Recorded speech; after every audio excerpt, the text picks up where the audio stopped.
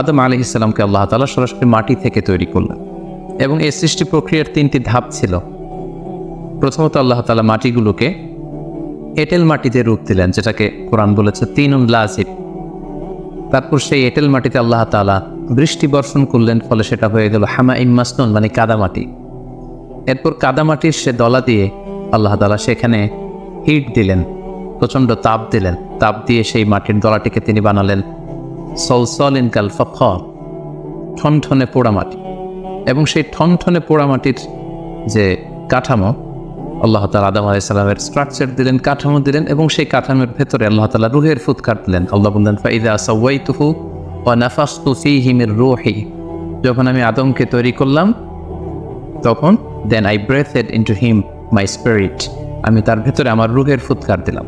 ফলে আদম আলাইহিস সালাম জীবিত মানুষ হিসেবে সর্বপ্রথম আবির্ভূত হল।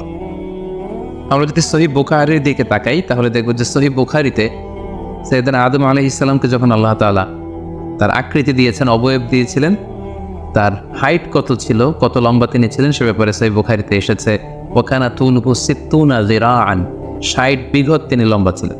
আমাদের হাতের এই কোণই থেকে আঙ্গুল পর্যন্ত এই জায়গাটিকে বলা হয় 1 বিঘত। সেই হিসেবে তিনি ছিলেন 60 বিঘত লম্বা, 60 কিউবিট।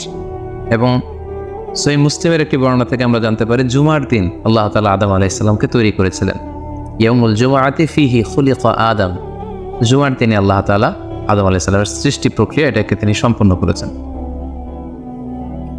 আদম আলাইহিস সালামকে তৈরি করার পরে আল্লাহ তাআলা ফেরেশতাদেরকে এবং আদম আলাইহিস সালামকে একসাথে করে একটি মক টেস্ট নিলেন। সেখানে আল্লাহ তাআলা তাদের সবাইকে কিছু শব্দের নাম শিক্ষা দিলেন এবং আদম আলাইহিস সালামকে ফেরেশতাদের সামনে এনে ফেরেশতাদেরকে আল্লাহ তাআলা বললেন যে এগুলোর নাম যদি তোমরা আমাকে বলতে পারো তাহলে বলো। আল্লাহ তাআলা বললেন আম্বিউনি বিআসমাই হাউলাই ইন কুনতুম সাদিকিন। ফেরেশতাদেরকে প্রথমে প্রশ্ন করা হলো, বলো তো এগুলোর নাম কি? ফেরেশতারা উত্তর করতে পারলেন। অতঃপর আদম আলাইহিস সালামকে লক্ষ্য করে আল্লাহ যখন বললেন ইয়া আদম আম্বিহুম বিআসমাইহিম, হে আদম তুমি এই জিনিসগুলোর নাম সবাইকে শুনিয়ে দাও। ফালাম্মা আম্বাআহুম বিআসমাইহিম, আদম আলাইহিস সালাম যখন একটার পর একটা সবগুলো জিনিসের নামকরণ করে ফেলতে পারলেন, সবগুলো জিনিসের নাম বলতে পারলেন, ক্বালা আলাম আকুল লাকুম ইন্নী আ'লামু গায়বাস সামাওয়াতি ওয়াল আরদ, আল্লাহ তাআলা ফেরেশতাদের বললেন আমি কি তোমাদেরকে বলিনি যে আমি আকাশ জমিনের গায়েবের সমস্ত বিষয়ের ধারক এবং বাহক, সব বিষয়ের জ্ঞান আমার কাছে আছে। সো আদমকে আমি এমন কিছু স্পেশাল ফিচার দিয়ে তৈরি করেছি যেগুলো অ্যাঞ্জেলসের মধ্যে ল্যাকিংস ছিল। ফলে ফেরেশতারা সেগুলো জানার পরেও সেগুলোর নাম আল্লাহ তাআলাকে রিপিট করে বলে শোনাতে পারেন, কিন্তু আদম আলাইহিস সালাম সবগুলো জিনিসের নাম একটার পর একটা তিনি বলে ফেলতে পারলেন। এবং এ থেকে প্রমাণিত হয় যে আল্লাহ তাআলা এখানে ফেরেশতাদের অপারগতা এবং আদম আলাইহিস সালামের শ্রেষ্ঠত্বের প্রমাণ তিনি এখানে স্থাপন করলেন। অনেকে প্রশ্ন করে থাকে যে আল্লাহ তাআলা আদম আলাইহিস সালামকে স্পেশালি এই জিনিসগুলোর নাম শিক্ষা দিয়েছিলেন, ফলে আদম আলাইহিস সালাম বলতে পেরেছেন, কিন্তু ফেরেশতাদেরকে তো এই জিনিসগুলোর নাম শিক্ষা দেওয়া হয়নি, তো তারা কি করে বলবে? কোরআনের কোথাও এটা সুস্পষ্ট বলা হয়নি যে আল্লাহ তাআলা যখন এই জিনিসগুলোর নাম শিক্ষা দিচ্ছিলেন তখন আলাদা করে আদম আলাইহিস সালামকে শিক্ষা দিচ্ছিলেন। বরং এমনও হতে পারে যে শেখানোর প্রক্রিয়াটি যখন চলছিল তখন ফেরেশতা এবং আদম তারা সকলেই উপস্থিত ছিল, কিন্তু আদম আলাইহিস সালামকে আল্লাহ তাআলা এমন কিছু মানবিক বৈশিষ্ট্য, স্পেশাল ফিচার দিয়ে তৈরি করেছেন যার ফলে তিনি এগুলোর উত্তর করতে পেরেছিলেন। কিন্তু ফেরেশতাদের মধ্যে ওই বিষয়গুলো না থাকার কারণে ফেরেশতারা সেগুলোর উত্তর করতে পারেনি। ফেরেশতাদের সামনে আদম আলাইহিস সালামের শ্রেষ্ঠত্বের প্রমাণ হওয়ার পরে আল্লাহ তাআলা সকল ফেরেশতাদেরকে আদেশ করলেন যে তোমরা আদম আলাইহিস সালামকে একটা সম্মানসূচক সেজদা দাও, যেটাকে অনারারি প্রস্ট্রেশন বলে। আল্লাহ তাআলা বললেন উসজুদু লি আদম ফাসাজাদু ইল্লা ইবলিস আবা ওয়াস্তাকবারা ওয়া কানা মিনাল কাফিরিন। আল্লাহ তাআলা আদেশ দেওয়ার সাথে সাথেই সকল ফেরেশতারা সেজদা দিল। আসলে এই সেজদাটা কেমন ছিল আমরা জানি না। আমরা সাধারণত রুকু করলে we just bow down our head just little bit, আমরা আমাদের মাথা একটু নিচু করি। আমরা যখন সেজদা দেই আমরা আমাদের কপাল মাটিতে ছুঁয়ে দেই, এটা হচ্ছে আমাদের সেজদা। কিন্তু ফেরেশতাদের সেজদা আসলে আদতে কেমন ছিল আমরা জানি না। এজন্য ফেরেশতাদের কোনো বিষয়, জিনদের কোনো বিষয়, এটা যদি আমরা আমাদের মতো করে কল্পনা করি এটা ভুল হবে। বরং যেভাবে সেজদা দেওয়ার দরকার ছিল ফেরেশতারা ঠিক সেভাবেই আদম আলাইহিস সালামকে সেজদা দিয়েছেন। কিন্তু এই সেজদাটি ইবাদতের সেজদা নয়, কারণ ইবাদত হিসেবে সেজদা দেওয়া যাবে শুধুমাত্র কেবলমাত্র আল্লাহ তাআলা। এই সেজদাটি ছিল সম্মানসূচক সেজদা, অনারারি প্রস্ট্রেশন। ফাসতাজাদু ইল্লা ইবলিস, আল্লাহ তাআলা আদেশ দেওয়ার সাথে সাথে সকল ফেরেশতারা সিজদা দিল ইবলিস ছাড়া। আবা ওয়াস্তাকবারা ওয়া কানা মিনাল কাফিরিন, সে সিজদা দিতে অস্বীকৃতি জানালো, ফলে সে কাফেরদের অন্তর্ভুক্ত হয়ে গেল। এখন প্রশ্ন হচ্ছে, হু ইজ দিস ইবলিস? ইবলিস কে? এতক্ষণ পর্যন্ত আমরা আল্লাহ তাআলার সাথে ফেরেশতাদের ডিসকাশন, শেয়ারিং শুনেছি। আদম আলাইহিস সালামকে হঠাৎ করে সৃষ্টি করলেন, কিন্তু নাও এ নিউ ক্যারেক্টার অ্যাপিয়ার্ড, নতুন একটি ক্যারেক্টার চলে এসেছে, সেটা হচ্ছে ইবলিস। ইবলিস হচ্ছে এক মহাজ্ঞানী সত্তা, যে হচ্ছে কানা মিনাল জিন। কোরআন আমাদেরকে কনফার্ম করেছে, কানা মিনাল জিন্নি ফাফাসাকা আন আমরি রাব্বি। ইবলিস বা শয়তান বেসিক্যালি জিন জাতির অন্তর্গত। আমরা আমাদের আদম আলাইহিস সালামের আলোচনার শুরুতেই বলেছি যে আল্লাহ তাআলা মানব সৃষ্টির আগে এই পৃথিবীতে জিন তৈরি করেছিলেন। ইবলিস হচ্ছে সেই জিনের অন্তর্গত। সে ইবাদতে এত বেশি পরিশ্রমী ছিল, সে বেশি বেশি ইবাদত করতে করতে আল্লাহ তাআলার প্রিয় সত্তায়, প্রিয় ভাজনে পরিণত হয়েছে। ফলে আল্লাহ তাআলা তার স্ট্যাটাসকে অনেক হাই করে দিয়েছেন এবং ফেরেশতাদের সাথে থাকবার সুযোগ করে দিয়েছিলেন। তাকে আল্লাহ তাআলা এতটাই সম্মান দিয়েছিলেন, সে চাইলেই আল্লাহ তাআলার সাথে সরাসরি কথা বলতে পারত। কিন্তু আল্লাহ তাআলা যখন আদম আলাইহিস সালামকে সেজদা দেওয়ার আদেশ করলেন, সবাই সেজদা দিল ইবলিস ছাড়া। আল্লাহ তাআলা এ পর্যায়ে ইবলিসকে জিজ্ঞেস করলেন, মা মানাআকা আল্লা তাসজুদা ইয আমারতুক? হে ইবলিস, কিসে তোমাকে বাধা দিল সেজদা দিতে? কেন তুমি সেজদা দিলে না? সবাই যেখানে সেজদা দিল, তুমি কেন সেজদা দিলে না? ইবলিস তখন উত্তরে বলল, আনা খায়রুম মিনহু খলাকতানি মিন নার ওয়া খলাকতাহু মিন তিন। আমি আদমের চাইতে শ্রেষ্ঠ। সে আল্লাহর সাথে আর্গুমেন্ট দিতে শুরু করলো, লজিক দিতে শুরু করলো। সে যদি অন্তত এতটুকু বলতো যে আল্লাহ, আপনি কেন আমাকে সেজদা দিতে বলছেন, আমি এটার সিগনিফিক্যান্স, এটার কারণ জানতে চাই, অথবা আল্লাহ আমি ভুল করে ফেলেছি, আপনি আমাকে ক্ষমা করুন, এর কোনোটাই না করে সে আল্লাহর সাথে আর্গুমেন্ট দিতে লাগলো। আর্গুমেন্টেটিভ একটা অ্যাটিটিউড তার মধ্যে গ্রো করলো। সে বলল, খলাকতানি মিন নার ওয়া খলাকতাহু মিন তিন। আপনি আমাকে সৃষ্টি করেছেন আগুন থেকে, আদমকে সৃষ্টি করেছেন মাটি থেকে। আগুন হচ্ছে ঊর্ধ্বমুখী, আগুনের লেলিহান শিখা দাউ দাউ করে উপরের দিকে উঠতে থাকে, আর মাটির চাকা ঢিলা, ছেড়ে দিলে নিচে পড়ে যায়। সো ঊর্ধ্বমুখী কোনো জিনিস তো নিম্নমুখী কোনো জিনিসের কাছে নত হতে পারে না। আমি কেন সেজদা দেব? সে যখন আল্লাহ তাআলার কাছে এইভাবে যুক্তিতর্ক স্থাপন করলো, আল্লাহ তাআলা তার র্যাঙ্কিংকে নষ্ট করে দিলেন। আল্লাহ বললেন যে তুমি বিতাড়িত, অভিশপ্ত, লাঞ্ছিত এবং ধিক্কৃত। আল্লাহ তাআলা তার যে হাই র্যাঙ্ক এবং স্ট্যাটাস, সেই পদমর্যাদা, তাকে পদমর্যাদাচ্যুত করা হলো। ফলে সে তার আগের অবস্থানে আর থাকলো না। সে আল্লাহ তাআলাকে এবার বলতে আরম্ভ করলো, ক্বাল আনজিরনি ইলা ইয়াউমি ইউবআসুন। হে আল্লাহ, এত বছর আমি ইবাদত করার পরে আপনার প্রিয় ভাজন হলাম, কিন্তু শুধু আদমকে সম্মানসূচক সেজদা প্রদর্শন না করার কারণে আপনি আমার স্ট্যাটাসকে নামিয়ে দিলেন, আপনি আমাকে ধিক্কৃত, অভিশপ্ত বলে ঘোষণা করলেন। তাহলে আমি আপনার কাছে একটা জিনিস চাই, সেটা হচ্ছে আনজিরনি ইলা ইয়াউমি ইউবআসুন। আপনি আমাকে কিয়ামত পর্যন্ত হায়াত দিন, যাতে আমি কিয়ামত পর্যন্ত বেঁচে থাকতে পারি। এবং সে শুধু আল্লাহর সাথে আর্গুমেন্ট দিয়েই ক্ষান্ত হয়নি, সে এ পর্যায়ে আল্লাহ তাআলাকে চ্যালেঞ্জ ছুড়ে দিল। বেসিকলি যদিও ইবলিস এত ইবাদত করে আল্লাহ তাআলার প্রিয় হয়েছিল, ফেরেশতাদের পর্যায়ে চলে গিয়েছিল, আল্লাহ তাআলা তার সাথে ডিরেক্টলি কথা বলতো, কিন্তু ইবলিসের ভেতরে একটা সুপ্ত অহমিকা বোধ ছিল। আল্লাহ তাআলা চেয়েছেন এই ইনসিডেন্টের মধ্য দিয়ে সেই সুপ্ত অহমিকা বোধটা প্রকাশ করে দিতে। ইবলিস ভাবতো যে কেউ আমাকে ছাড়িয়ে যেতে পারবে না, আমি সবার চাইতে শ্রেষ্ঠ। সে বলেছিল, আনা খায়রুম মিনহু, আমি তার চেয়ে শ্রেষ্ঠ। তার ভেতরে যে সুপ্ত অহমিকা বোধ, এই যে অ্যারোগ্যান্স, এই যে ইগোইস্টিক সমস্যা, আল্লাহ তাআলা চেয়েছেন এই ঘটনার অবতারণা ঘটিয়ে ইবলিসের ভেতরকার এই অহমিকা বোধকে প্রকাশ করে দিতে, এবং সেটাই ঘটেছে।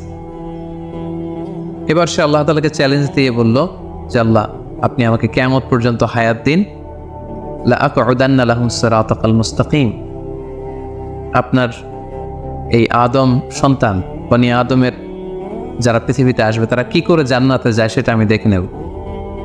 আমি সিরাতুল মুস্তাকিমের সামনে বসে থাকবো, যাতে করে তারা সরল সঠিক পথ পেতে না পারে, তারা যাতে সত্যের পথে থাকতে না পারে। আমি তাদেরকে সুম্মা লাআতিয়ান্নাহুম মিন বাইনি আইদিহিম ওয়া মিন খালফিহিম ওয়া আন আইমানিহিম ওয়া আন শামাইলিহিম, সামনে থেকে, পেছন থেকে, ডান দিক দিয়ে, বাঁ দিক দিয়ে, সব দিক দিয়ে আমি তাদেরকে কুমন্ত্রণা দিব, ধোঁকা দিব, টেম্পটেশন দিব, হুইসপারিং করব। ওয়ালা তাজিদু আকসারাহুম শাকিরিন, আপনি তাদেরকে শুকরগুজার কৃতজ্ঞ বান্দাদের অন্তর্ভুক্ত পাবেন না। আল্লাহ তাআলা বললেন, লামান তাবিআকা মিনহুম লাআমলাআন্না জাহান্নামা মিনকুম আজমাইন। তুমি আমাকে চ্যালেঞ্জ দিচ্ছ, ঠিক আছে, আমিও তোমার চ্যালেঞ্জ নিলাম, চ্যালেঞ্জ অ্যাকসেপ্টেড। তোমাকে এবং তোমাকে যারা ফলো করবে, ফলোয়ারদেরকে, তাদের সবাইকে দিয়ে আমি জাহান্নামকে পরিপূর্ণ করব।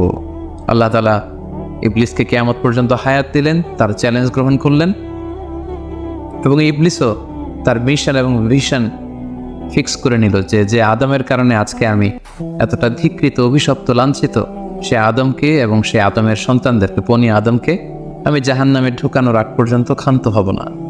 এবং আল্লাহ রাসূল সাল্লাল্লাহু আলাইহি ওয়াসাল্লাম বললেন যে ইন্না শাইতানা ইয়াজরি মিনাল ইনসানি মাজরাদ দাম, মানুষের রক্ত প্রবাহের সাথে ইবলিস মিশে যেতে পারে, সেখানে যে সে কুমন্ত্রণা দিতে পারে। সেই ঘটনার পর থেকে আল্লাহ তাআলার সৃষ্টি, দুইটি শক্তিশালী সৃষ্টির মধ্যে তৈরি হয়ে গেল চিরশত্রুতা, চিরবিদ্বেষ, চিরদ্বন্দ্ব, শয়তান আর বনি আদম। আদম আলাইহিস সালামকে যখন সেজদা করতে বলা হলো, সবাই সেজদা করলো, কিন্তু ইবলিস সেজদা করলো না। এই ঘটনার পর আদম আলাইহিস সালাম কেমন যেন একটু একাকিত্ব এবং অস্থিরতা ফিল করতে লাগে, লোনলিনেস, কারণ তার কোনো সাথী নেই, সঙ্গী নেই, প্রতিবেশী নেই, বন্ধু নেই, বান্ধব নেই, কেউ নেই। মানুষ হিসেবে তিনি কেবল একা, বড়ই একা। তার এই অস্থিরতা, তার এই একাকিত্ব, তার এই লোনলিনেসকে আল্লাহ তাআলা বুঝতে পেরে তার একজন সঙ্গিনী তৈরি করলেন। তিনি হচ্ছেন হাওয়া আলাইহিস সালাম, এই পৃথিবীর প্রথম মানবী। এবং আল্লাহ তাআলা বললেন, ওয়াজআলা মিনহা যাওজাহা লিয়াসকুনা ইলাইহা। আল্লাহ তাআলা তার থেকেই তার একজন সাথী, তার সঙ্গিনী তৈরি করলেন, যার সান্নিধ্যে যে স্থির হতে পারে, সে প্রশান্তি পেতে পারে। অন্যত্র আল্লাহ তাআলা বলছেন, খালাকা মিনহা যাওজাহা ওয়া বাসসা মিনহুমা রিজালান কাসীরা ওয়া নিসাআ। আল্লাহ তাআলা আদমের মধ্য থেকেই তার সাথীকে বা তার জোড়াকে, অর্থাৎ হাওয়াকে তিনি তৈরি করলেন, এবং এই আদম আর হাওয়া থেকে গোটা বিশ্বের সকল মানব মণ্ডলীকে তিনি তৈরি করেছেন। আদম আলাইহিস সালামের কোন জায়গা থেকে হাওয়া আলাইহিস সালামকে তৈরি করা হয়েছে? সহিহ বুখারীতে এসেছে, খুলিকনা মিন তিলা, পাঁজরের হাড় থেকে। আদম আলাইহিস সালামের বাম পাঁজরের উপর দিকের বাঁকা হাড় থেকে আল্লাহ তাআলা হাওয়া আলাইহিস সালামকে তৈরি করেছেন। হাওয়া শব্দটি এসেছে আরবি শব্দ হাই থেকে। হাই মানে জীবিত, প্রাণবন্ত। যেহেতু জীবন্ত আদম থেকে ওনাকে সৃষ্টি করা হয়েছে, তাই তাকে হাওয়া বলা হয়। অথবা আদম আলাইহিস সালাম হাওয়া আলাইহিস সালামের সঙ্গ পেলেই তিনি উজ্জীবিত হয়ে ওঠেন, প্রাণোচ্ছল হয়ে ওঠেন, এজন্য ওনাকে হাওয়া বলা হয়। তাহলে পৃথিবীর প্রথম মানবী হাওয়া আলাইহিস সালামকে আল্লাহ তাআলা আদম আলাইহিস সালামের নিঃসঙ্গতা, একাকিত্ব এবং লোনলিনেস যে ফিলিংটা, এটা দূর করার জন্য তার একজন সঙ্গী তিনি ঠিক করে দিলেন, আদম এবং হাওয়া। ইংরেজিতে বলা হয় অ্যাডাম অ্যান্ড ইভ। এবং আল্লাহ তাআলা তাদের দুজনকে জান্নাতে থাকবার পারমিশন দিলেন। আল্লাহ তাআলা বললেন, ওয়াকুলনা ইয়া আদম উসকুন আনতা ওয়া যাওজুকাল জান্নাহ। আদম, তুমি আর তোমার স্ত্রী বা তোমার সঙ্গিনী দুজনে মিলে জান্নাতে থাকো। তবে এক্ষেত্রে কিছু ডুজ অ্যান্ড ডোন্টস আছে, কিছু ওয়ার্নিং আছে, কিছু প্রিকশন আছে। সেটা হচ্ছে, ওয়াকুলা মিনহা রাগাদান হাইসু শি'তুমা। এই বাগানে, এই জান্নাতের যেখান থেকে মনে যায় তৃপ্তি সহকারে তোমরা উভয়ে খাও, কিন্তু ওয়ালা তাকরাবা হাযিহি শাজারাতা ফাতাকুনা মিনাল যালিমিন। জান্নাতের যেখান থেকে মনে যায় তোমরা খেতে পারো, পান করতে পারো, ঘুরে বেড়াতে পারো, আনন্দ উৎসব করতে পারো, কিন্তু ওয়ালা তাকরাবা হাযিহি শাজারা, এই গাছের ফল খাবে না। Be aware of this tree, এই গাছের কাছেও যাবে না। যদি যাও, যদি খাও, তাহলে ফাতাকুনা মিনাল যালিমিন, তোমরা জালিমদের অন্তর্ভুক্ত হয়ে যাবে। তাহলে আল্লাহ তাআলা আদম এবং হাওয়াকে জান্নাতে থাকার সুযোগ দিলেন, সেখানে কি করা যাবে, কি করা যাবে না সেটা বাতলে দিলেন, ডুজ অ্যান্ড ডোন্টস দিলেন এবং ওয়ার্নিং দিয়ে দিলেন। কিন্তু তারপর যেটা ঘটলো সেটা হচ্ছে, আমরা জানি যে ইবলিস কিন্তু তার মিশন এবং ভিশনকে ফিক্স করে নিয়েছে যে সে আদমকে গোমরা করেই ছাড়বে, ধোঁকা দিয়েই ছাড়বে। এবং সে অনুপাতে সে সামহাও জান্নাতে ঢুকে আদম এবং হাওয়া আলাইহিস সালামকে উইসপারিং করে, টেম্পটেশন দিয়ে, কুমন্ত্রণা দিয়ে তাদেরকে বিভ্রান্ত করে ফেলল। কোরআন বলছে, ফাওয়াসওয়াসা লাহুমা শাইতান লিইউবদিয়া লাহুমা মা উরিয়া আনহুমা মিন সাওআতিহিমা। শয়তান তাদের দুজনকে টেম্পটেশন দিয়ে, কুমন্ত্রণা দিয়ে ধোঁকার মধ্যে ফেলে দিল। শয়তান এসে বলল, আমাকে আল্লাহ সৃষ্টি করেছেন অনেক আগে, তোমাদেরকে সৃষ্টি করার আগে আল্লাহ তাআলা আমাদেরকে জানিয়েছিলেন যে তোমাকে এবং হাওয়াকে আল্লাহ তাআলা এই জান্নাতে রাখতে চান না, তোমাদের দুজনকে আল্লাহ পৃথিবীতে পাঠিয়ে দিতে চান। কারণ এখানে তারাই থাকতে পারবে যারা ফেরেশতা, তোমরা ফেরেশতা নও। আর এখানে পার্মানেন্টলি থাকার জন্য রেসিডেন্সিয়াল পারমিটের জন্য একটা জিনিস লাগে, সেটা হচ্ছে ওই গাছের ফল খেতে হয়। যারা ওই গাছের ফল খেয়ে ফেলবে তারা এখানকার চিরকালীন বাসিন্দা হয়ে যাবে, তারা কখনো পৃথিবীতে যাওয়া লাগবে না। সো এই জন্য আল্লাহ তাআলা তোমাদেরকে ফল খেতে নিষেধ করেছেন ওই গাছে। তোমরা যদি ওই গাছের ফল খেয়ে ফেলো তাহলে তোমরা এখানকার চিরস্থায়ী অধিবাসী হয়ে যাবে। কোনোভাবেই আল্লাহ তাআলা তোমাদেরকে এখান থেকে তাড়াতে পারবেন না, কিন্তু আল্লাহ তাআলা চাইছেন তোমাদেরকে এখান থেকে তাড়িয়ে পৃথিবীতে পাঠিয়ে দিবেন। আমি তোমাদেরকে কসম করে বলছি, আমি তোমাদের ওয়েল উইশার, শুভাকাঙ্ক্ষী। শয়তান বলল যে ওয়াকাসামাহুমা ইন্নী লাকুমা মিনান নাসিহিন, নিশ্চয় আমি তোমাদের জন্য শুভাকাঙ্ক্ষী, তোমরা আমার কথা শোনো। যদি এখানে আরামে দিনাতিপাত করতে চাও তাহলে তোমরা এই ফল খাও, ফলে তোমাদেরকে আর কোথাও যাওয়া লাগবে না। আদম আলাইহিস সালাম আল্লাহ তাআলা সে দেয়ার ডুজ অ্যান্ড ডোন্টস, সে ওয়ার্নিংয়ের কথা ভুলে তিনি এবং তার স্ত্রী ওই নিষিদ্ধ ফল থেকে খাওয়া শুরু করলেন। এবং খাওয়ার সাথে সাথেই ফালাম্মা যাফা শাজারাতা বাদাত লাহুমা সাওআতুহুমা ওয়া তাফিকা ইয়াখসিফানি আলাইহিমা মিন ওয়ারাকিল জান্নাহ।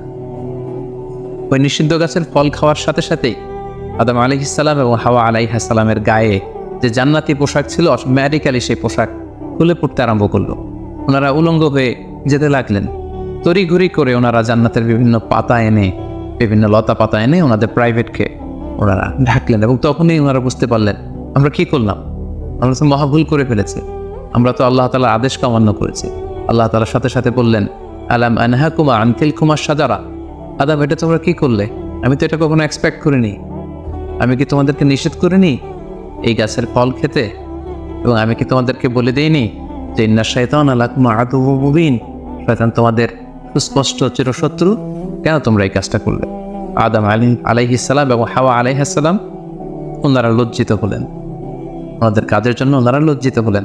আল্লাহ তাআলা বলছেন ওয়ালাকাদ আহিদনা ইলা আদামা মিন ক্বাবলু ফানাসিয়া ওয়া লাম নাজিদ লাহু আজমা, আমি আদমকে ওসিয়ত করেছিলাম যে এই কাজটি তুমি করো না, কিন্তু আদম আলাইহিস সালাম ভুলে গিয়েছেন। আল্লাহ তাআলার আদেশ পালনে আল্লাহ বলছেন আমি আদমকে দৃঢ় প্রত্যয়ী পাইনি।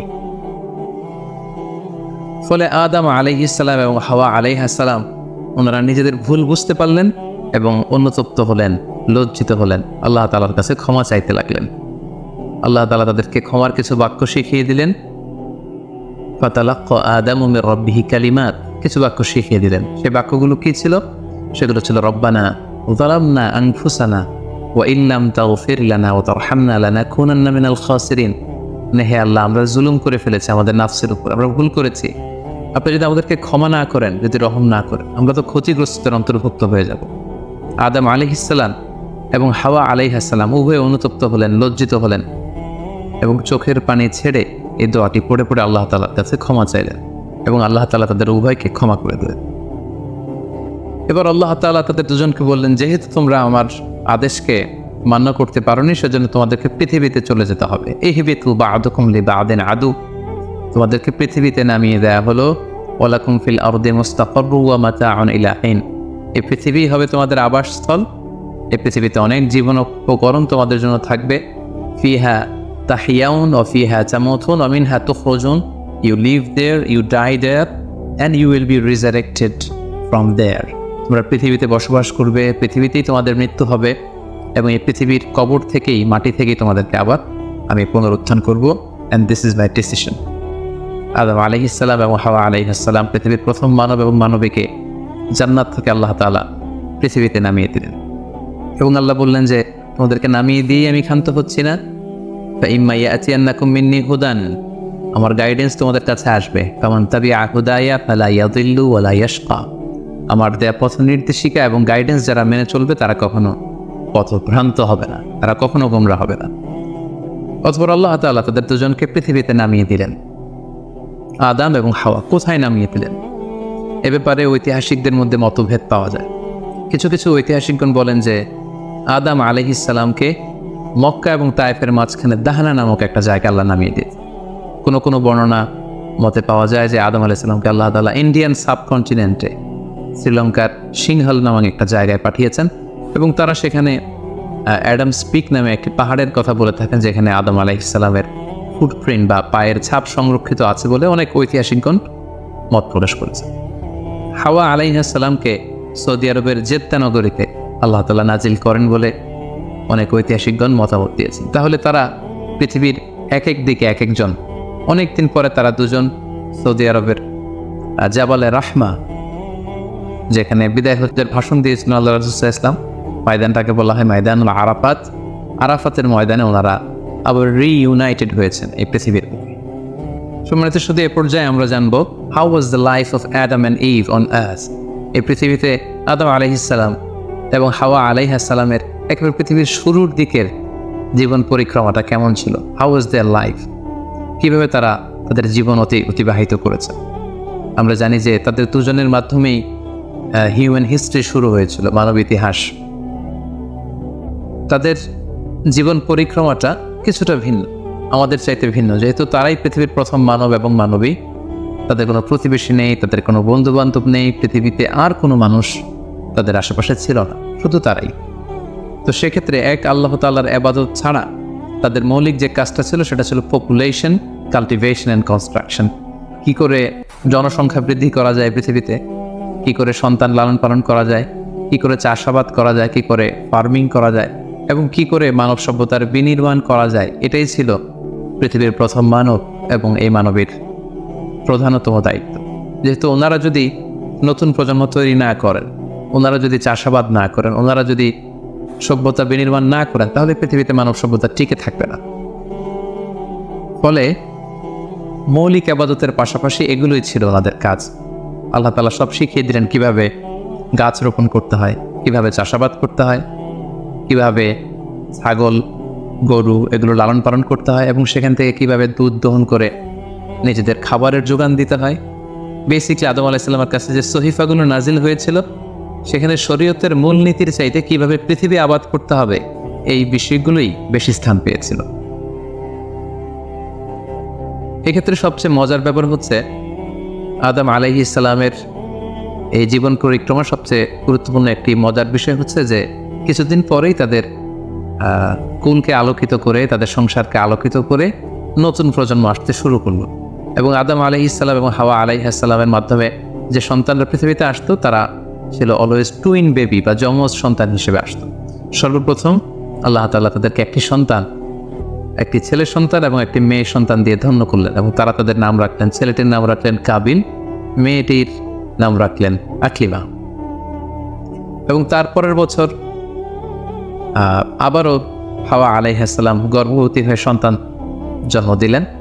সেক্ষেত্রেও একটি ছেলে একটি মেয়ে, কারণ এই ছেলে মেয়েদের বিয়ে দেওয়ার তখন পদ্ধতি ছিল এই বছর যেই ছেলে জন্মগ্রহণ করেছে সেই ছেলের সাথে পরের বছরের মেয়ের বিয়ে হতো, এবং এই বছর যে মেয়ে জন্মগ্রহণ করেছে তার সাথে পরের বছরের ছেলের সাথে এভাবে ক্রসিং সিস্টেমে বিয়ে হতো। যেহেতু পৃথিবীতে আর কোনো মানুষ তাদের আশেপাশে ছিল না, ফলে নিজেদের ভাই বোনদের মধ্যে বিয়ে হতো, তবে ওলট পালট করে। তো এর ফলে বাই ডিফল্ট আদম আলাইহিস সালামের ছেলে কাবিলের ভাগ্যে এসে জুটল তার পরের টার্নের যে বোন জন্মগ্রহণ করেছে হাবিলের সাথে, তার নাম ছিল লাবুদা। লাবুদার সাথে কাবিলের বিয়ে হবে এবং হাবিলের সাথে ইকলিমার বিয়ে হবে, এটাই ফিক্স করা হলো। কিন্তু এখানে একটি সমস্যা দেখা দিল, সেটি হচ্ছে ইকলিমা ছিল খুবই সুন্দরী, she was a very beautiful lady.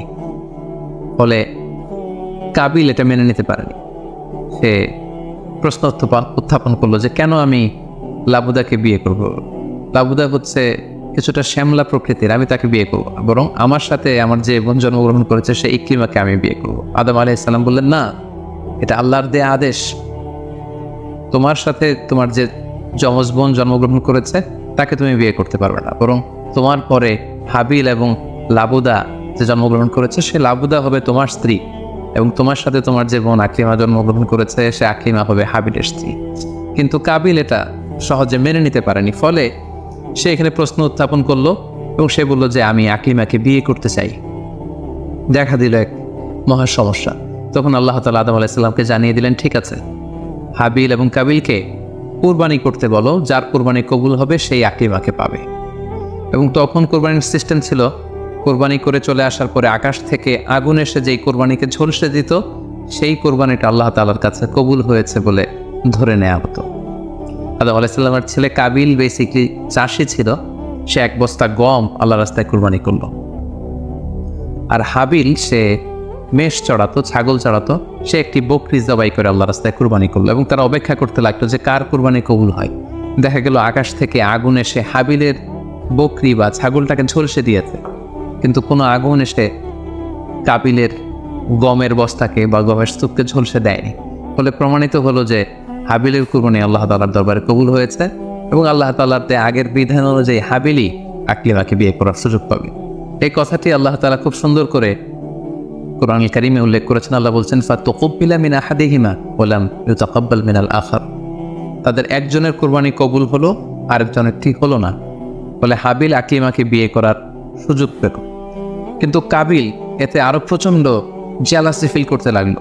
সে হিংসায় জ্বলে পুড়ে অত্যন্ত রেগে গিয়ে বলল, লা আক্তুলান্নাক, হাবিল আমি তোমাকে হত্যা করব, তোমাকে হত্যা করে হলেও আমার সুন্দরী বোন আকলিমাকে আমি ছিনিয়ে নিব।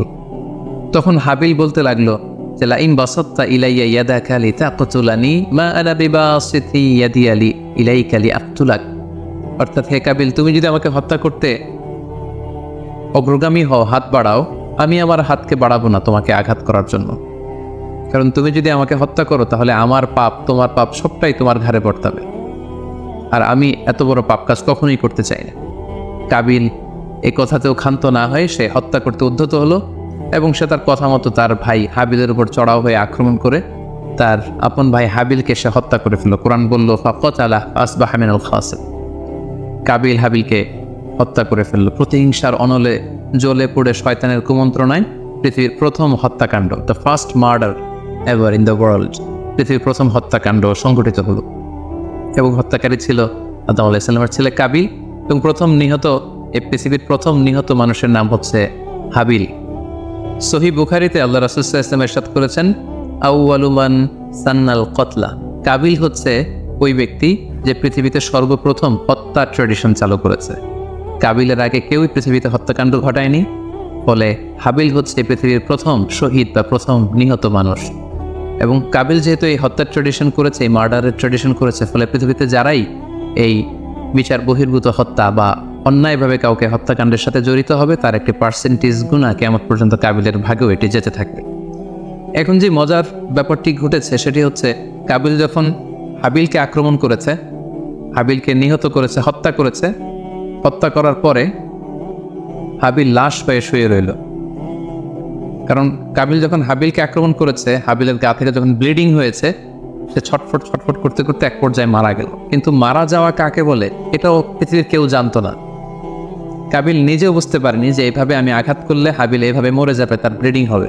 মৃত্যু কি এটা তারা জানে না, কারণ এই পর্যন্ত এই পৃথিবীতে কেউ তো মারা যায়নি।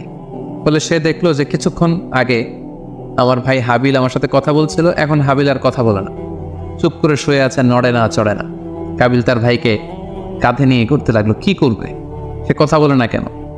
কারণ এটা যে মৃত্যু, দিস ইজ দ্য ডেথ, এটা তাদের জানা ছিল না। এবং তার ভাইয়ের লাশকে সে কি করবে সে নিজে বুঝতে পারছিল না। তখন হাবিলকে শিক্ষা দেওয়ার জন্য আল্লাহ তাআলা একটি কাককে পাঠালেন। বাআসাল্লাহু গুরাবান ইয়াবহাসু ফিল আরদি লিউরিয়াহু কাইফা ইউয়ারি সাওআতা আখি। দুটি কাক এসে একটি কাক আর একটি কাককে হত্যা করলো এবং হত্যাকারী কাকটি তার ঠোঁট দিয়ে তার পা দিয়ে মাটি খুঁড়ে গর্ত করে সেই গর্তের ভেতরে মৃত কাকটিকে ফেলে আবার মাটি দিয়ে ঢেকে ফেললো। এই দৃশ্যটি হাবিল দেখে বুঝতে পারলো যে কাবিল দেখে বুঝতে পারলো আমাকেও একই কাজ করতে হবে। কাবিল তখন মাটি খুঁড়ে তার ভাই হাবিলকে মাটি চাপা দিয়ে পৃথিবীর প্রথম ফিউনারাল বা বারিফাইংয়ের যে সিস্টেম, কবর দেওয়ার যে প্রক্রিয়া, এটা তিনি সারলেন। আদম আলাইহিস সালাম তখন চলে গিয়েছিলেন মক্কায় কাবা নির্মাণের কাজে বা হজের কাজে। সেখান থেকে ফিরে এসে এই ঘটনা শুনে তিনি অত্যন্ত দুঃখ পেলেন। তিনি কাবিলকে ভর্ৎসনা করলেন এবং আদম আলাইহিস সালামের সন্তান সন্ততি সবাইকে ডেকে তিনি নাসিহাত করলেন, এক আল্লাহর আদেশ মেনে নেওয়ার জন্য তিনি সবাইকে আহ্বান জানালেন। হাবিলের পরবর্তীতে আল্লাহ তাআলা এওয়াদান আন হাবিলের পরিবর্তে তিনি শীস আলাইহিস সালামকে আদম আলাইহিস সালামের ছেলে হিসেবে পৃথিবীতে দান করলেন। হাওয়া আলাইহিস সালামের কোল জুড়ে পৃথিবীতে আসলো শীস এবং তার সাথে তার টুইন বোন হাজুরা পৃথিবীতে আসলো। এবং আদম আলাইহিস সালামের পরে শীস আলাইহিস সালামকে আল্লাহ তাআলা নবী হিসেবে সিলেক্ট করলেন। এবং সহিহ ইবনে হিব্বানের একটি বর্ণনা এসেছে যদি বর্ণনাটি দুর্বল, যে শীস আলাইহিস সালামের কাছে আল্লাহ তাআলা 50টি সহিফা নাজিল করেছিলেন। দেখতে দেখতে আদম আলাইহিস সালাম তার জীবনের 1000 বছর পূর্ণ করলেন, তিনি বয়োবৃদ্ধ হয়ে আসলেন এবং তার এই নবুয়তির দায়িত্ব আল্লাহ তাআলা শীস আলাইহিস সালামের কাঁধে দেওয়ার পরে আদম আলাইহিস সালামের পৃথিবী থেকে বিদায় নিলেন। কোথায় তাকে কবর দেওয়া হয়েছে? ঐতিহাসিকদের মধ্যে একাধিক মত পাওয়া যায়। কোনো কোনো বর্ণনা মতে ওনাকে মক্কাতে কবরস্থ করা হয়েছে, কোনো কোনো ঐতিহাসিক বর্ণনা মতে ওনাকে বাইতুল মাকদাসে কবরস্থ করা হয়েছে। আর ঠিক এভাবেই পৃথিবীর প্রথম মানব এবং প্রথম নবী আদম আলাইহিস সালাম এই পৃথিবী থেকে বিদায় নিয়ে পরপারে পাড়ি জমালেন। সম্মানিত শুধু আদম আলাইহিস সালামের এই জীবনী থেকে আমাদের জন্য কি শিক্ষা? কেন আল্লাহ তাআলা কালামুল্লাহ মাজিদে কোরআন কারিমে নবীদের ঘটনাগুলো বর্ণনা করেছেন? কেন আদম আলাইহিস সালামের ঘটনা আমাদেরকে শুনিয়েছেন? নিশ্চয়ই এর পেছনে কারণ রয়েছে। সেটি হচ্ছে আমরা যাতে করে এই জীবনী থেকে আমাদের প্রাত্যহিক জীবনের জন্য শিক্ষা, লেসন, এগুলো যাতে গ্রহণ করতে পারি। আদম আলাইহিস সালামের এই বর্ণাঢ্য জীবনী থেকে, সংগ্রামী জীবনী থেকে আমরা কি শিখতে পারি, কি কি লেসন আমাদের জন্য রয়েছে, এ পর্যায়ে আদম আলাইহিস সালামের জীবনী থেকে শিক্ষাগুলো আমরা আলোচনা করব। আদম আলাইহিস সালামের জীবনী থেকে প্রথম যে শিক্ষাটা আমরা পাই সেটা হচ্ছে সৃষ্টির জন্য অহংকার করা বা অ্যারোগেন্স এটা শোভা পায় না। অহংকার করা এটা হচ্ছে স্রষ্টার বৈশিষ্ট্য। কোনো সৃষ্টি কখনো অহংকার করতে পারে না। আল্লাহ তাআলা বলেছেন হাদিসে কুদসিতে, আল কিবরিয়া উরিদাই, অহংকার হচ্ছে আমার চাদর, এজন্য যে অহংকার করবে ওকে আমি জাহান্নামে নিক্ষেপ করব। কিন্তু শয়তানের ক্ষেত্রে আমরা এই মিস্টেকটাই দেখেছি। সে অহংকারের ফাঁদে পা দিয়ে আল্লাহ তাআলার আদেশ অমান্য করেছে এবং সে ধিক্কৃত, অভিশপ্ত একটা সত্তায় পরিণত হয়েছে এবং সে বলেছে যে আনা খায়রুম মিনহু, আমি আদমের চাইতে শ্রেষ্ঠ। কোনো বিশ্বাসী, কোনো প্র্যাকটিসিং মুসলিম কখনো নিজেকে বড় মনে করতে পারে না। ইসলাম আমাদেরকে এটা শেখায় না। নিজেকে বড় মনে করা এটা হচ্ছে শয়তানের স্বভাব, যেটা আমরা আদম আলাইহিস সালাম এবং শয়তানের যে ঘটনা, ইনসিডেন্ট, সেখান থেকে আমরা জানতে পারলাম। নিজেকে বড় মনে করা এটা শয়তানের অ্যাটিটিউড। বিশ্বাসীরা কখনো নিজেকে বড় মনে করে না, তারা কখনো অ্যারোগেন্ট অ্যাটিটিউডের হতে পারে না। কারণ আল্লাহ রাসূল সাল্লাল্লাহু আলাইহি ওয়াসাল্লাম আমাদেরকে শিখিয়েছেন, আল্লাহুম্মা জাআল ফি আইনি সাগীরা ওয়া ফি আ'ইউনিন নাসি কাবীরা, হে আল্লাহ, আপনি আমার চোখে আমাকে ছোট বানান, মানুষের চোখে আপনি আমাকে বড় বানান। আপনি নিজেকে কখনো বড় বলে উপস্থাপন করতে পারবেন না। আপনি বড় এটা আপনার মুখে বলা শোভা পায় না, বরং আপনি বড় কিনা ছোট এটা মানুষ প্রমাণ করবে, সেটা মানুষ ডিসাইড করবে। এজন্য আল্লাহ রাসূল সাল্লাল্লাহু আলাইহি ওয়াসাল্লাম বলতেন, হে আল্লাহ, আমার চোখে আপনি আমাকে ছোট বানান, মানুষের চোখে আপনি আমাকে বড় বানান। তাহলে আদম আলাইহিস সালাম এবং ইবলিসের এই ঘটনা থেকে আমরা প্রথম যে শিক্ষাটা পাই সেটা হচ্ছে আমরা যেন কখনো আমাদের অন্তরে অহমিকা বোধ লালন না করি, আমরা যেন এই ইগোইস্টিক সমস্যাতে না ভুগি, আমরা কখনো যেন অহংকারী না হই, বরং আমরা যেন বিনয়ী হতে পারি। বিনয়ী বান্দাদেরকে আল্লাহ তাআলা পছন্দ করেন। নিজেকে বড় মনে করা এটা হচ্ছে শয়তানের স্বভাব এবং সে নিজেকে বড় মনে করেই সে অভিশপ্ত হিসেবে চিহ্নিত হয়েছে। আদম আলাইহিস সালামের ঘটনা থেকে আরও একটি শিক্ষা আমরা যেটি পাই সেটি হচ্ছে শয়তানের প্রথম মিশন ছিল মানুষের দেহ থেকে পোশাক খুলে ফেলা। আমি আবারও বলছি, মানুষের দেহ থেকে পোশাক খুলে ফেলা, নগ্নতা বা অশ্লীলতা, এটা হচ্ছে শয়তানের প্রধান হাতিয়ার। আমরা এই ঘটনা থেকে জেনেছি যে আদম আলাইহিস সালাম এবং হাওয়া আলাইহিস সালাম তারা যখন ওই নিষিদ্ধ গাছ থেকে ভক্ষণ করলেন, তারা যখন নিষিদ্ধ ফলটি খেয়ে ফেললেন, সাথে সাথে জান্নাতের পোশাক তাদের দেহ থেকে খুলে পড়ে গিয়েছে। এবং কেন আদম আলাইহিস সালাম এবং হাওয়া আলাইহিস সালামকে শয়তান ওয়াসওয়াসা দিয়েছিল? সূরা আরাফে আল্লাহ বলছেন, লিউরিয়াহুমা সাওআতিহিমা, যাতে করে তাদের প্রাইভেট, তাদের লজ্জাস্থান প্রকাশিত হয়ে পড়ে। তাহলে আমরা এই ঘটনা থেকে আরও যে শিক্ষাটি পাই সেটি হচ্ছে নগ্নতা এবং অশ্লীলতা হচ্ছে শয়তানের প্রধান হাতিয়ার। বর্তমানে আমরা সেটাই দেখতে পাচ্ছি যে শয়তান আমাদের পোশাককে খাটো করতে চাচ্ছে। দিনকে দিন আমাদের পোশাকের ধরন এমন হতে যাচ্ছে, বিশেষ করে আমাদের বোনদের বা নারীদের পোশাকের দিকে যদি আমরা তাকাই, এটা ছোট হতে হতে এমন একটা পর্যায়ে চলে যাচ্ছে, এর মাধ্যমে কিন্তু এই নিউডিটি বা নগ্নতা এবং অশ্লীলতার ছড়াছড়ি আমাদের সমাজে খুব বেড়ে গিয়েছে। এবং এটা ছিল শয়তানের প্রধান হাতিয়ার। আমাদের আদি পিতা এবং আদি মাতাকে এই নগ্নতা এবং অশ্লীলতার মাধ্যমেই, তাদের দেহ থেকে পোশাক খোলার মাধ্যমে কিন্তু শয়তান প্রথম তার শত্রুতা প্রকাশ করতে পেরেছিল। এবং কারা আসলে আমাদের শত্রু, কে আমার শত্রু, কে আমার বন্ধু, এটা আমাদেরকে জানতে হবে। আল্লাহ তাআলা খুব সুস্পষ্টভাবে কোরআনে বলেছেন যে ইন্নাহু লাকুম আদুউম মুবিন, তোমরা শয়তানের পদাঙ্ক অনুসরণ করো না, কারণ শয়তান হচ্ছে তোমাদের সুস্পষ্ট শত্রু। সো কে আমার বন্ধু, কে আমার শত্রু, এ ব্যাপারে যেন আমরা সুস্পষ্ট একটি ধারণা পেতে পারি। এই জন্য কোরআন আমাদেরকে জানিয়েছে শয়তান হচ্ছে আমাদের প্রকাশ্য শত্রু। আদম আলাইহিস সালামের এই স্টোরি থেকে আমরা আরও একটি শিক্ষা পাই, সেটা হচ্ছে আল্লাহ তাআলা যখন জান্নাতে আদম এবং হাওয়া আলাইহিস সালামকে থাকার সুযোগ দিলেন, আল্লাহ বললেন ওয়ালা তাকরাবা হাযিহি শাজারা, খবরদার যেটা মনে চায় খাও, কিন্তু ওই গাছের কাছেও যেও না। আল্লাহ তাআলা কিন্তু বলেননি ওই গাছের ফল খেও না, আল্লাহ বলেছেন কাছেও যেও না। এটা একটা কোরআনিক টার্ম, কাছেও যাওয়া যাবে।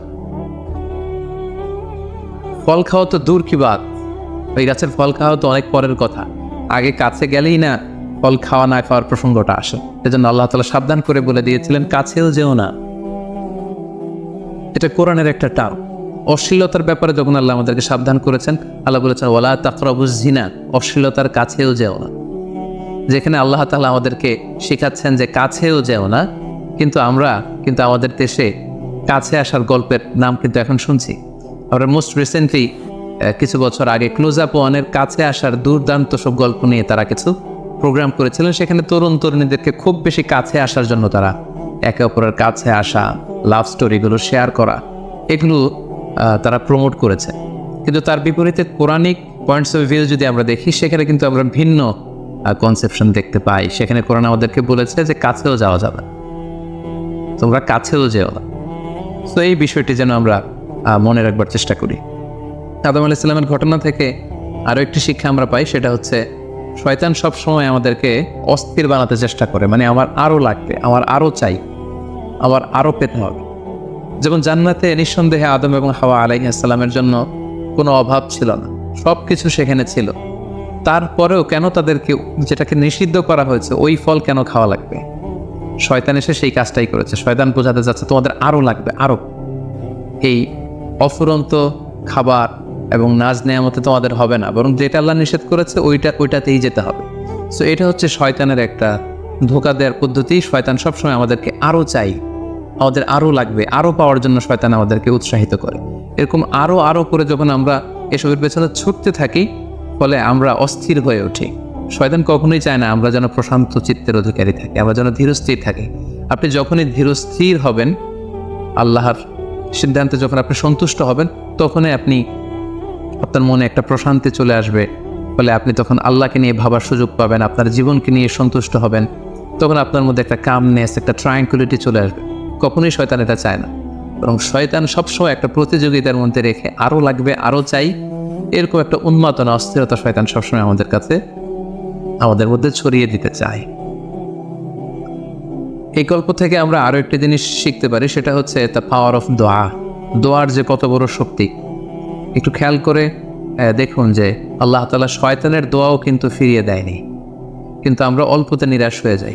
শয়তান বলেছিল আল্লাহ তুমি আমাকে চিরকাল বেঁচে থাকার সুযোগ দাও, লম্বা হায়াত দাও। আল্লাহ এই দোয়া কবুল করলেন। শয়তান বললেন আল্লাহ আমি ডানে বায়ে সামনে পেছনে সব দিক থেকে যেন আদম এবং হাওয়াকে, মানুষকে কুমন্ত্রণা দিতে পারি, তুমি সুযোগ দাও। আল্লাহ সুযোগ দিলেন, আল্লাহ দোয়া কবুল করলেন। শয়তান বলল আল্লাহ আমি যেন মানুষের শিরায় উপশিরায় রক্তের প্রবাহের ভেতরে ঢুকে যেন আমি টেম্পটেশন দিতে পারি। আল্লাহ তাআলা এটাও কবুল করলো। তো যে আল্লাহ তাআলা শয়তানের দোয়া কবুল করে ফেলতে পারেন, সে আল্লাহ তাআলাকে আমাদের দোয়া কবুল করবেন না? অবশ্যই করবেন। তো সেক্ষেত্রে দোয়ার মতো দোয়া করতে হবে। সিনসিয়ার দোয়া ইজ লাইক এ মিসাইল। আপনি যদি সিনসিয়ারলি দোয়া করেন, এটা মিসাইলের মতো। মিসাইল হামলা করলে যেমনি লক্ষ্যবস্তুতে যে ভেদ করে, তেমনি দোয়ার মতো যদি দোয়া করা যায়, চাওয়ার মতো যদি আল্লাহ তাআলার কাছে চাওয়া যায়, সেই দোয়াটাও আল্লাহ তাআলা কবুল করবেন। দোয়া ইটস অ্যান আর্ট, এটা একটা শিল্প। কেমন করে চাইতে হয়, কেমন করে দোয়া করতে হয়, সেটাও জানতে হয়। তো আমরা যখন আল্লাহ তাআলার কাছে চাইবো, আমরা যেন খুব সিনসিয়ারলি চাই। 5 নম্বর যেই শিক্ষাটি আমরা পাই, সেটা হচ্ছে রিপেন্টেন্স, অনুতপ্ত হওয়া। শয়তানও আল্লাহর আদেশ অমান্য করেছে, আদম আলাইহিস সালামও আদেশ অমান্য করেছে। আল্লাহ বলেছেন সেজদা দাও, শয়তান সেজদা না দিয়ে আদেশ অমান্য করল। আল্লাহ তাআলা আদমকে বলেছেন এই গাছের কাছে যেও না, আদম আলাইহিস সালাম ভুল করে খেয়ে তিনিও আদেশ অমান্য করলেন। পার্থক্যটা কোথায়? পার্থক্য হচ্ছে শয়তান ভুল করে সে ভুলের উপর অটল থেকে গিয়েছিল, অহংকার করেছিল। কিন্তু আদম আলাইহিস সালাম ভুল করে তিনি অনুতপ্ত হয়েছিলেন। শয়তান ভুল করে ভুলের উপর স্থির থাকে, আর আল্লাহর প্রিয় বান্দারা ভুল করে তারা আল্লাহ তাআলার কাছে ক্ষমা চায়। আমরা মানুষ হিসেবে আমাদের ভুল হতেই পারে, এটা খুবই স্বাভাবিক। কুল্লুকুম খাত্তা, তোমরা সবাই পাপী, ও খায়রুল খাত্তাইনা তাওয়াবুন। এই পাপীদের মধ্যে সবচেয়ে শ্রেষ্ঠ পাপী হচ্ছে যে পাপী পাপ করার পরে আল্লাহ তাআলার কাছে তওবা করে, অনুতপ্ত হয়। অনুতপ্ত বান্দার চোখের পানির যে কত পাওয়ার, জাহান্নামের আগুন কোনো কিছু দিয়ে নেভানো সম্ভব না, কিন্তু অনুতপ্ত বান্দার চোখের পানি দিয়ে জাহান্নামের আগুন নিভে যায়। একজন বান্দা যখন ভুল করে পাপ করে ভুল বুঝতে পেরে অনুতপ্ত হয়ে চোখের পানি ছাড়ে, তার চোখের পানি চোখ বেয়ে তার নাকের ডগা বেয়ে মাটিতে পড়ার আগেই আল্লাহ অনুতপ্ত বান্দার সব গুনাহ মাফ করে দেন। তাই আমরা যেন আল্লাহ তাআলার কাছে অনুতপ্ত হতে পারি।